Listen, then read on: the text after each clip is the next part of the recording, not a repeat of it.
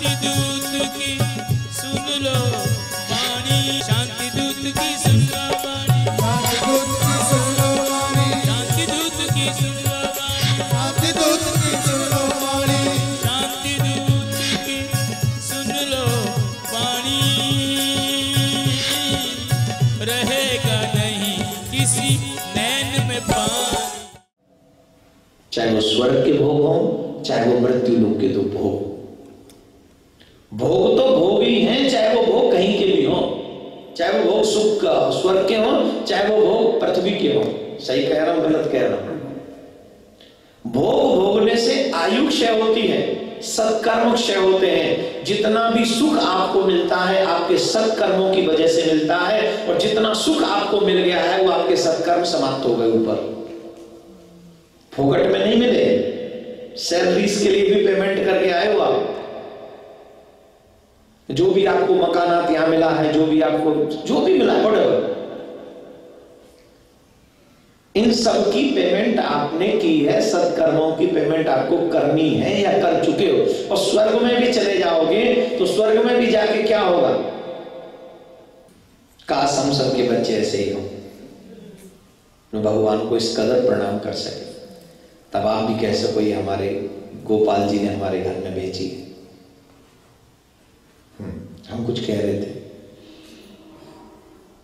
हमारे सुख, जितने भी सुख आपको मिले हुए, इन सब सुख के बदले में आपके सत्कर्मों की पूंजी लगी है, फ्री में नहीं मिले आपको कुछ। और स्वर्ग में जब जाओगे तो जो भी आपके सत्कर्म, बहुत से लोग कहते हैं ना स्वर्ग जाना, स्वर्ग जाना, स्वर्ग चले जाओ स्वर्ग। लेकिन स्वर्ग का मतलब क्या है? स्वर्ग का मतलब है कि जो भी संसार में आपने सत्कर्मों की पूंजी कमाई है, पैसा कमाया है, सत्कर्मों रूपी धन कमाया है, वो धन जाके वहां व्यय होगा। आप कहीं टूरिस्ट बन के जाएं, घूमने फिरने जाएं और अपनी जेब में 10 लाख या 1 लाख या 2000, कुछ भी जितना आपकी हिम्मत है, 1 लाख रुपया या डॉलर, 2-4 हजार डॉलर लेके गए, तो आप उतना ही तो इन्वेस्ट कर सकेंगे रहने सहने, खाने पीने, आने जाने में, जितना आपकी जेब में है। और जब वो खत्म हो जाएगा तो क्या होगा? बैक टू पेविलियन, आपको वापस आना पड़ेगा, क्योंकि वहां बैंक की कोई व्यवस्था नहीं है, वहां कोई ऐसा अरेंजमेंट नहीं है कि आप गए और फिर वहां बैंक क्या है? सत्कर्म यही तो कमा सकते हो आप। स्वर्ग में भगवान की कथा नहीं होती, स्वर्ग में भगवान के मंदिर नहीं है, स्वर्ग में यज्ञ नहीं होती, स्वर्ग में आपको माला झोली नहीं पकड़ाई जाएगी कि लीजिए भजन करिए। ये सब चीज आप यहीं कर सकते हो। स्वर्ग प्राप्त करने के सारे मार्ग मानव योनि में ही हैं और किसी योनि में नहीं है। पृथ्वी पर ही भजन करके स्वर्ग प्राप्त कर सकते हो माय डियर। और अगर हमारे सत्कर्म यहां पर ही समाप्त हो गए और वहां तक बचे ही नहीं तो हम स्वर्ग नहीं जाएंगे। और स्वर्ग गए, वहां जितने भी सुख हैं वो सब समाप्त हो गए, फिर पृथ्वी पे भेज दिए जाएंगे। और फिर पृथ्वी पर क्या बनाकर भेजे जाएंगे किसी को नहीं पता। मानव बन के आएंगे, गारंटी नहीं। एक कथा सुनाऊं आपको, बड़ी अच्छी, सुनाओ। बाबा भोलेनाथ बैठे थे कैलाश पर्वत पे, मां पार्वती बैठी थी। अचानक से बाबा मुस्कुरा दिए। अब अचानक से पतिदेव मुस्कुरा दे तो पत्नी सोचती है या तो मैं अत्यंत सुंदर लग रही हूँ या मुझसे कोई गलती हो गई। करवा चौथ का व्रत है ना, इसलिए पत्नी की चर्चा सुनाना जरूरी है। कई देवियां तो आज पति को बड़ी अच्छी अच्छी सुना रही होंगी। तेरे लिए रखा है मोए। जी यहाँ बैठी, मैं उनसे नहीं कह रहा हूँ, आप तो बहुत अच्छी हैं, व्रत कर रही हैं आप, बहुत अच्छी है। भगवान आपके व्रत को सफल करे। आज कितने सज धज के, ऐसे रोज सज धज के, ऐसे मौन रहा करो, ऐसे प्यार किया करो। घर में लड़ाई क्यों? पंगा कहां से आएगा? छोड़ो। बाबा भोलेनाथ मुस्कुरा दिए तो देवी जी ने पूछा, बाबा क्यों मुस्कुराया? बोले नहीं कोई बात नहीं। अरे बाबा बताइए ना। अरे बोले कोई बात नहीं। बोले बाबा इतना तो मैं भी जानती हूँ कि आप बेवजह तो नहीं मुस्कुराओगे, कोई ना कोई वजह तो है। बाबा ने कहा तुम एक वजह बताओ। बोले हाँ। बोले ये जानती हो ये क्या है सामने? तो वहां एक सामने एक चेंटा था। चेंटा समझिए क्या बोलते पंजाबी भाषा में चेंटा को? और जो कीड़े होते हैं उनको क्या बोलते होते? तो जब चेंटा को अकेला ही कीड़ा बना दिया तो और किसको क्या बोलोगे? बचे हुए जो लोग हैं वहां। और भी तो कीड़ा में तो बहुत कुछ आ जाता है ना। चलो चेंटा स्पेशल उसकी प्रजाति है, चेंटा चेंटी। चींटी होती है ना, उसका हस्बैंड होता है चेंटा। चींटी का हस्बैंड होगा तभी ना चेंटा होगा। आप क्यों मुस्कुराते? तुम क्या समझते हो? तुम ही करवा चौथ का व्रत रखती हो। वो चींटी भी व्रत रखती है तब जाके चेंटा 2-4 साल जीता है। कमाल कर रही है। वो जितने दिन भी जिंदा रहता है वो चींटी की करवा चौथ का फल है। ये अलग बात है, वो एक के लिए नहीं रखती, जो भेली ले आए उसी के लिए रखती है ना। तो हम क्या करें? चेंटा देख रही है? हाँ देख रही। वो चेंटा बार बार बर्फ के पहाड़ पे चढ़ रहा था, फिर गिर रहा था, फिर चढ़ रहा था, फिर गिर रहा था। बोले बाबा इसमें तो बड़ी बात को मुस्कुराने वाली है नहीं, ये गिर रहा है, चढ़ रहा है, ये इसकी मंजिल थोड़ी ऊंची बना ली है उसने। सोच बड़ी है कि मैं पहाड़ पे चढ़ जाऊंगा, यह तो जंतु छोटा है इसलिए गिर जा रहा। बोले नहीं मैं इसके उतरने चढ़ने पे गिरने पे नहीं हंस रहा हूं। तो बोले तुम जानती हो ये कौन है? नहीं। बोले ये साधारण चेंटा, ध्यान से सुनना माय डियर। हम और आप तो 10-20 हजार डॉलर पाके एक दूसरे को फिर तो आंख दिखाते हैं। सीख लीजिएगा आज। थोड़ा सा भी पैसा आ जाता तो मंदिर नहीं जाते हम, फिर क्लब जाते हैं। लेकिन मानव जीवन जैसा कोई मोल नहीं मेरे प्यारे। जिसने मानव जन्म गंवा दिया उसने अपने हाथों से डायमंड नहीं, कोहिनूर नहीं, कोहिनूर जैसे लाखों डायमंड बिता दिए, गंवा दी, बर्बाद कर दी।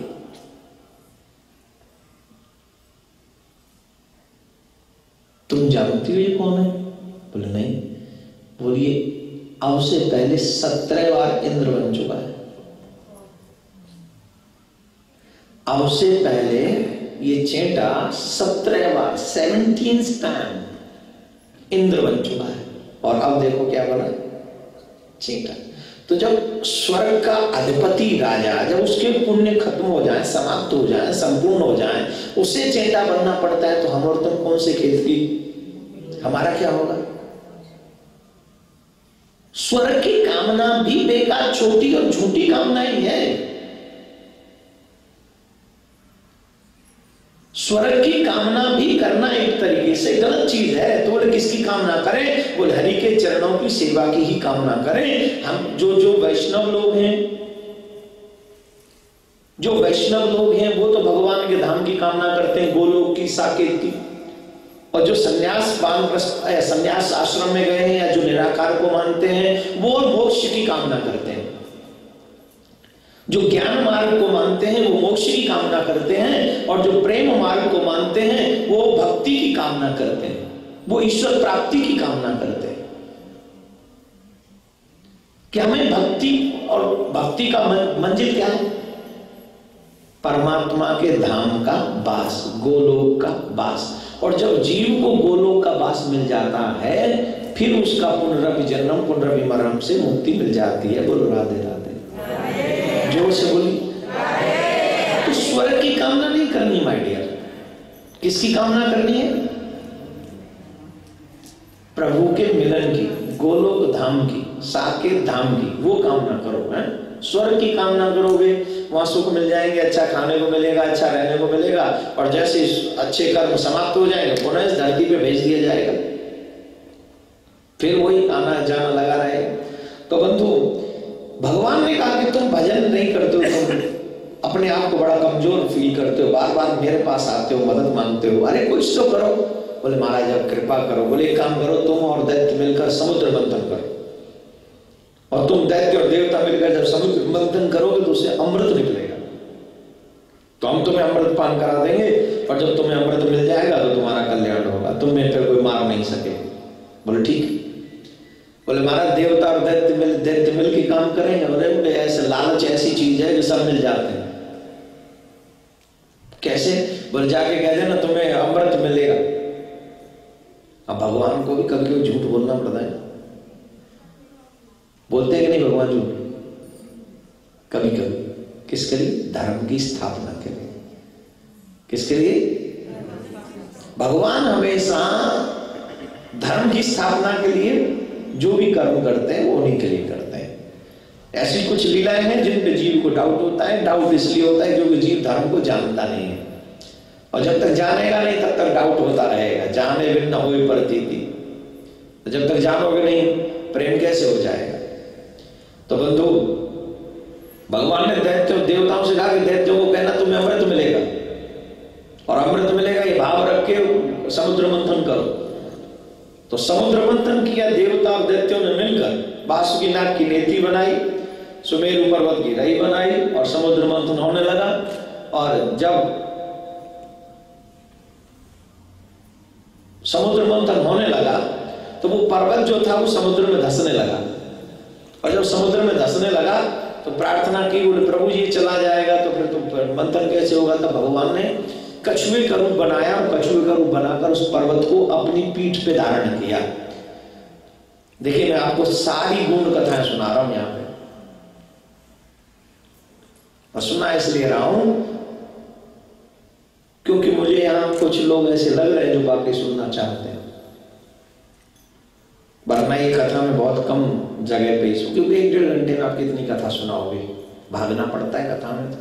लेकिन आज मुझे भी निश्चिंत हूं कि जब तक चंदा नहीं निकलेगा तब तक चांदनी यहां से जाएंगी नहीं। तो आज ये सब चंदा के हवाले हैं, इसका मतलब है आज मेरे पास टाइम है ना। आप लोगों के चंदा आ ही गए हैं, चांदनी आपकी बगल में बैठी है, तो अब देखो वो चंदा मामा कब आएंगे। भगवान ने कछुए का रूप बनाया और उस पर्वत को अपनी पीठ पे धारण किया। परीक्षित जी महाराज ने प्रश्न किया, हे प्रभु, हमारे भगवान का अंग तो बड़ा कोमल है, बहुत ही कोमल है, तो जब प्रभु ने वो अपनी पीठ पे धारण किया होगा पर्वत, तो उनकी तो बड़ा दर्द हुआ होगा, बड़ा कष्ट हुआ होगा मेरे प्रभु को। तब सुखदेव मुनि कहते हैं, राजन तुम बड़े भोले हो, वो तुम जिस भगवान को कह रहे हो कष्ट हुआ होगा, तुम जानते भी हो वो कौन है। अड़ो अड़ियान महितो महियान, वो छोटे से छोटा है और बड़े से बड़ा है। भक्तों के लिए वो बाल गोपाल है और दुष्टों के लिए वो महाकाल है। पर्वत उसका कोई क्या बिगाड़ सकता है। उन्हें कष्ट नहीं हुआ, उन्हें तो इतना आनंद आ रहा था। अब आजकल के लोग तो उदाहरण भी नहीं समझेंगे इसको, फिर भी महसूस करिए, उनको इतना आनंद आ रहा था जैसे दादाजी कहीं स्नान कर रहे हों और अचानक से नाती आए और दादा की पीठ रगड़ने लगे, साबुन लगाने लगे। अब बताओ दादा को कैसा फील होगा। आजकल के नाती को भी, आजकल नाती ये मौका देते नहीं। आजकल के दादा के भाग्य में सौभाग्य नहीं है। पहले दादा जो गांव में रहा करते थे, कुआं पे स्नान किया करते थे, बाल्टी नाती खींच रहा होता है, पानी निकाल रहा होता है, अपने दादा को स्नान करा रहा होता है, उसकी पीठ रगड़ रहा, उसको साबुन लगा रहा होता है दादा को, और अपने हाथों से दादा को वस्त्र ला के देता। वाह रे वाह, मेरा भारत इसीलिए महान था क्योंकि जब हम लोग बुजुर्ग होते तो आने वाली पीढ़ी हमारे बुढ़ापे का सहारा बन जाती थी। आजकल हम किसको कहेंगे, कौन किसका सहारा है। यहाँ तो जिसको सहारा समझते हैं वही हमें बेसहारा करके चला जाता है। किसको कहोगे आप अपना? अरे साहब, कोई पूछने वाला नहीं होता है। कितने लोगों की कहानियां सुनते हैं, कितने लोगों का दर्द सुनते हैं। औरों का दर्द सुन सुन के कई बार तो हमें ये फील होने लग गया कि यार ये इनका दर्द है कि अपना दर्द है। बड़ा कष्ट होता है। तो आजकल के दादाओं को ये नसीब नहीं है, पर वो दादाजी को बोले ऐसे मेरे प्रभु को सुख मिल रहा था जैसे नाती आके उनके कोई कमर रगड़ रहा। परीक्षित के नैनों में अश्रु आ गए। जय हो मेरे प्रभु, आपसे बड़ा दयालु और कौन हो सकता है। अपने भक्तों के लिए आप क्या नहीं सहते, उसके बावजूद भी भक्त भगवान पर दोषारोपण करते हैं। उसके बावजूद भी हम भगवान को ही दोष देते कि भगवान हमारी सुनता नहीं, भगवान हमारा है नहीं है। ये गलत है, ये मिथ्या है, ये झूठ है। कभी तो 5 मिनट निकाल के आप ये सोचो आपने भगवान के लिए क्या किया। भगवान ने तो हमारे लिए बहुत कुछ किया। मानव जन्म दिया, 2 आंखें दी, 2 हाथ दिए, 2 पैर दिए, किडनी दिए, हार्ट दिया, बाड़ी दी है।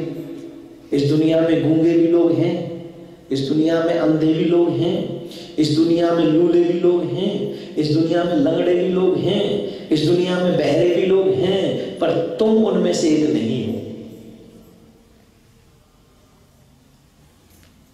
क्योंकि हमें ये सब प्राप्त है, इसलिए इनकी वैल्यू हमें नहीं मालूम। दोष किसका है? हमारा। हमारा दोष है मेरे प्यारे, हमारा। जिस भगवान से मैं कहता हूं कि मैं भगवान को नहीं मानता, वो पत्थर की मूर्ति है। भगवान पत्थर की मूर्ति नहीं, पत्थर का दिल मेरा है। मेरा दिल पत्थर का है कि उस परमात्मा को देखने की शक्ति में नहीं जुटा पा रहा हूं। मैं कबूल नहीं कर पा रहा हूं कि वो है, क्योंकि हिम्मत नहीं। मैं चोर हूं, मैं झूठा हूं, मैं कामी हूं, मैं क्रोधी हूं, मैं लोभी हूं, मैं लालची हूं। ये सारे दुर्गुण मुझ में भरे पड़े हैं, तो मैं उस परमात्मा को कैसे पहचान लूंगा? धूप की जब रोशनी होती है ना, सूरज की रोशनी होती है, तो आपका मोबाइल भी उतना क्लियर नहीं दिखता है। हाँ ये ना, जब फिल्में चलाते हैं पर्दे पे लोग तो अंधेरा कर देते हैं, तो आप देखो अब क्लियर दिखेगी। लेकिन यह दुनिया की माया अंधेरे में दिखती है और मेरे परमात्मा प्रकाश में दिखता है, और मेरे मन में अंधकार कूट कूट के भरा हुआ है, इसलिए भगवान मुझे दिखता नहीं है। 5 मिनट सोच के बताइए मेरे प्यारे, सिर्फ 5 मिनट, कि मैंने भगवान के लिए ऐसा क्या किया है जिसके बाद में ये कह सकूं कि हाँ मुझे परमात्मा ने मेरे साथ भला नहीं किया। मैंने खुद ने क्या किया? कुछ नहीं। भगवान कछुए का रूप बनाते हैं, किस लिए? समुद्र मंथन पूरा हो सके। हमें क्या मिलेगा? बोले देवताओं को अमृत मिलेगा। तो सबसे पहले क्या निकला? विष। और जब विष निकला तो देवता भयभीत हो गए, खाल को हलाहल विष है महाराज। देवताओं ने दैत्यों से कहा आप पान कर लो, आप बड़े भाई हो, पहली कमाई आप ही ले लो। बोले नहीं नहीं, आपने अपना काम कर दिया। छोटे होने का आप लीजिए, आप ही पीजिए, हम भी बड़े भाई हैं, हम ऐसे थोड़ी छोड़ देंगे आपको, आप ही को गिफ्ट दिए, लो। बड़े का भी ध्यान रखो, छोटे का ध्यान रखना बड़े का काम है ना, पियो। अब बोले ये तो मुसीबत हमारे गले पड़ गई। फिर कहाँ गए? महादेव के पास। आप हम सबके बुजुर्ग हैं, सीनियर हैं, आप ही इस विष को पान कीजिए। पार्वती जी की तरफ देखा, पार्वती जी कहती हैं पान कर जाइए महाराज, बच्चे सुखी हों वही करते हैं बुजुर्ग सीनियर, और ये हमारे बच्चे अगर हमारे जहर पान करने से सुखी होते हों तो हमें जहर पान करना चाहिए। और घर का मुखिया वही है जो अपमान का जहर पान करे, उसी के घर समृद्ध रह सकते हैं। और जो घर के प्रमुख लोग अपमान का, क्रोध का कोई भी विष पान कर लेते हैं, वो लोग अपने घर को चला पाते हैं, वरना घर टूट जाते हैं। और आजकल जहर नहीं पान होता अपमान का, तभी तो घर टूटते हैं। आजकल सीनियर भी उतने सहनशील नहीं रहे।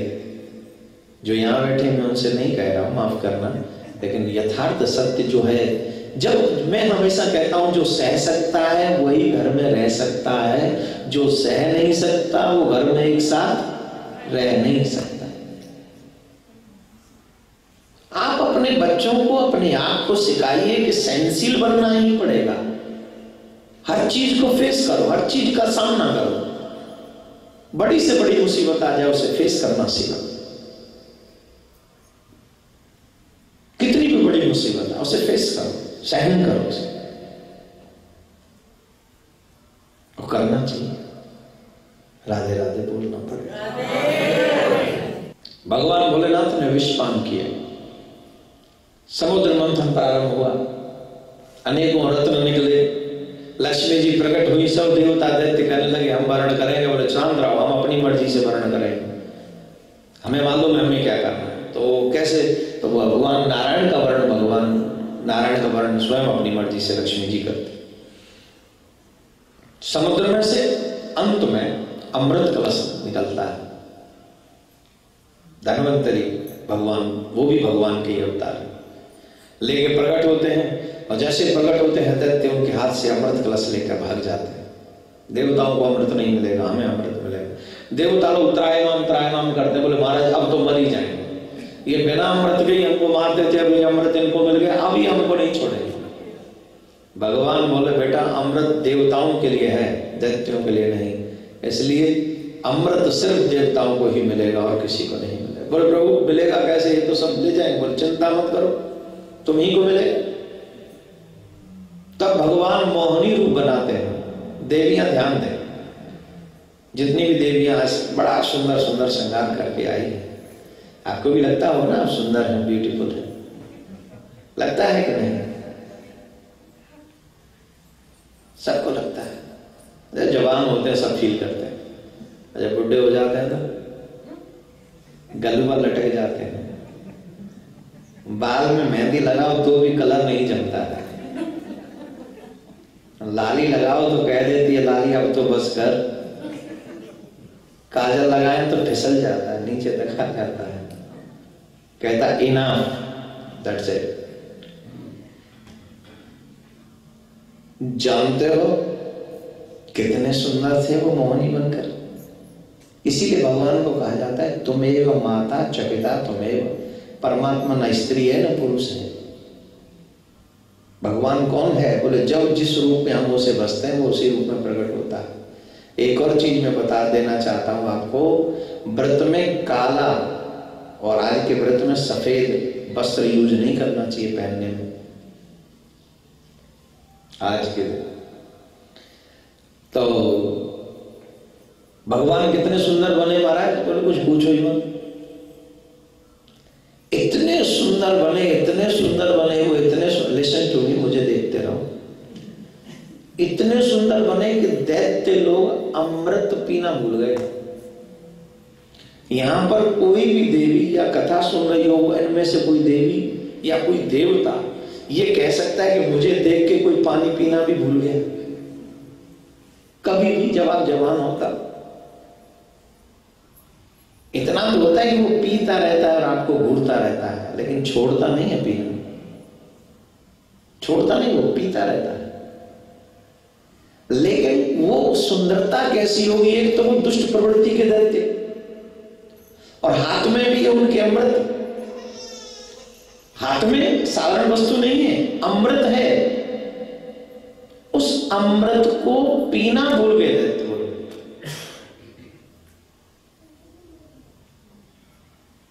दैत्य भूल गए। इतने सुंदर, क्या गजब का महाराज वर्णन दिया भागवत में, अभी हम यहां कर नहीं सकते, समय का अभाव है। वो लंबे लंबे घुंघराले केस महाराज, काली नागिन जैसे लटके हुए कमर तक। आजकल माताएं बहनें बाल कटवा लेती हैं, छोटे लंबे नहीं होने देती। आप लंबे बाल रख के देखिए, बड़े सुंदर लगती हो आप। भारतीय देवियों को बाल कभी केस कटवाने नहीं चाहिए। और आई एम सॉरी, बुरा मत मानना, कोई बुरा माने, मैं आपको कोई पूरा बायोडाटा नहीं दे रहा हूं, आप वही करिए जो आपको अच्छा लगे। लंबे बाल, लॉन्ग ईयर बहुत ब्यूटीफुल लग। माताओं का श्रृंगार केसों से शुरू होता है, होता है कि नहीं? दो दो चोटी करोगी, जब लंबे होंगे तो चोटी करोगी, जब लंबे होंगे नहीं तो फिर चोटी नहीं होगी। पूज्य महाराज श्री का स्वप्न विश्व में शांति और घर घर में भगवान के नाम का वास। इस संकल्प को एक महाअभियान बनाने का बीड़ा उठाया है श्रद्धेय शांति दूत श्री देवकी नंदन ठाकुर जी ने। भौतिकता के दौर में भटक रही युवा पीढ़ी को भी अपने महाअभियान से जोड़कर उनको भी भगवत भक्ति के रस से सराबोर करने का दृढ़ निश्चय किया है महाराज श्री ने।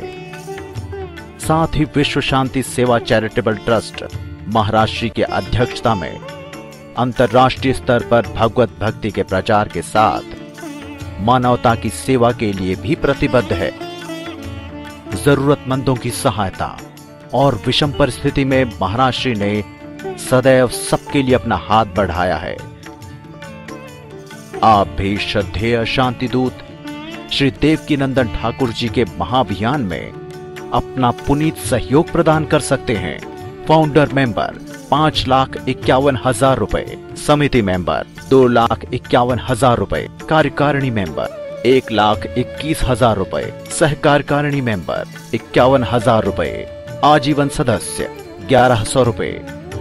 आप अपना सहयोग विश्व शांति सेवा चैरिटेबल ट्रस्ट के भारतीय स्टेट बैंक मथुरा शाखा के खाता संख्या 3088094445 में जमा करा सकते हैं। मासिक पत्रिका शांति संदेश एवं महाराष्ट्री द्वारा गाए हुए सुंदर सुंदर भजनों की सीडी व श्रीमद् भागवत कथा एवं श्री राम कथा के डीवीडी सेट प्राप्त करने के लिए संपर्क करें। ज्योति music company, Shanti Seva Dham, Jhatikara, Vrindavan road, Vrindavan, Mathura, Uttar Pradesh. Phone number 0735111221, 0735111331। Delhi कार्यालय C5/90, first floor, sector 6, Rohini, Nai Delhi 110085। Phone number 01147564008। Mobile 9212210143। Website www.vsscd.com, www.shantisevadham.in। Email info@vsscd.com। Twitter DN/ठाकुर/G। Facebook Devkinandan Thakur ji, VSSCD।